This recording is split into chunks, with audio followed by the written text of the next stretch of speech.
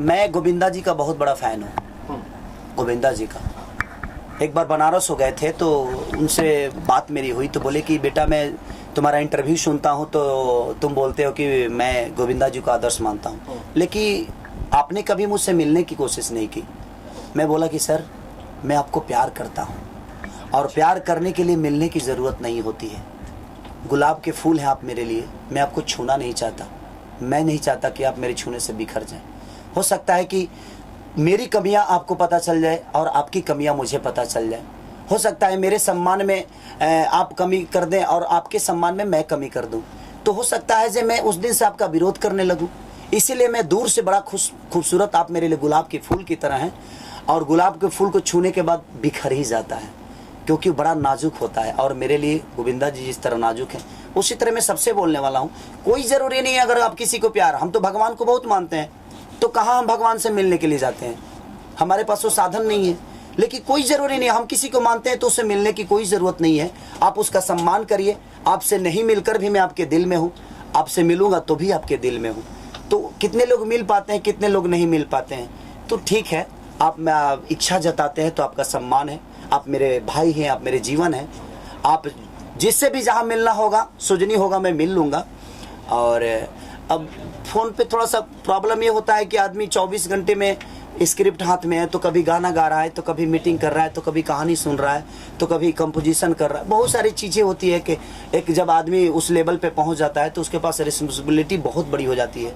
उसको पब्लिक के दिल के लिए काम करना पड़ता है, उसके मनोरंजन के लिए काम करता है, प्रोड्यूसर के पैसा दिया है तो उसका भी काम करना है।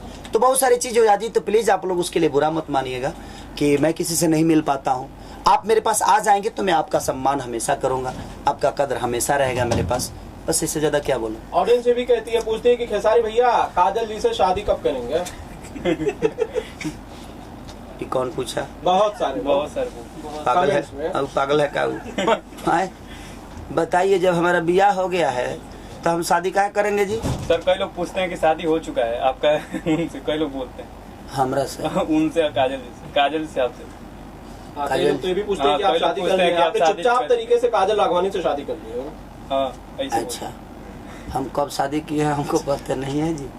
हो सकता है, देखिए हम एक साथ जब काम करते हैं ना तो सवालें होती हैं, वो उनका प्यार है, वो पूछने का हक है उनको।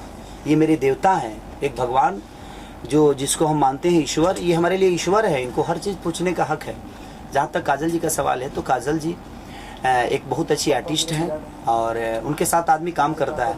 मैं तो सबसे ज़्यादा स्मृति के साथ मैंने काम किया है, बहुत सारा काम किया है। बहुत लोग तो मेरे बोलते हैं कि ये लोग पति पत्नी लगते हैं, ऐसा कुछ नहीं है। मैं एक पारिवारिक जीवन का आदमी हूँ, मेरी शादी हो चुकी है, मेरे 2 बच्चे हैं और मैं इतना भी गिरा हुआ नहीं हूँ कि मैं उन बच्चों के भविष्य को छोड़ के और किसी और का हो जाऊँ। मैं उनके जीवन में मेरे अलावा कोई नहीं है और मेरे जीवन में तो बहुत सारे लोग हैं, क्योंकि मैंने तो अपनी जीवन आप सबको दे दी है। मेरे जीवन के लिए तो सब कुछ आप हैं, मेरी जनता है, मेरी पब्लिक है और मैं उनके लिए सिर्फ खेसारी लाल यादव, पिता भी यही है, बेटा भी यही है, हर कुछ हमारे पत्नी के लिए, हमारे बच्चों के लिए तो सब कुछ मैं ही हूँ। तो ऐसा मैं गलती नहीं कर सकता। काजल एक अच्छी आर्टिस्ट है, उनका सम्मान है, उनके साथ काम करता हूँ, उनका भी अपना जीवन है, मेरा भी अपना जीवन है। मैं और ऐसे कोई पूछता है तो ठीक है, उनका प्यार है, उनको बुरा कैसे बोल सकते हैं?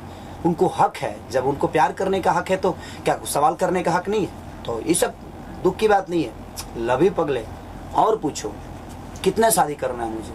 मैं तो डेली शादी करता हूँ। भोजपुरी सिनेमा की ताजा तरीन खबरों के लिए बिंदास भोजपुरिया के साथ जुड़े ये लाल रंग का सब्सक्राइब बटन दबाएं और घंटी के निशान पर क्लिक करें। बिंदास भोजपुरिया को सब्सक्राइब करना बिल्कुल फ्री है, मतलब सारी खबरें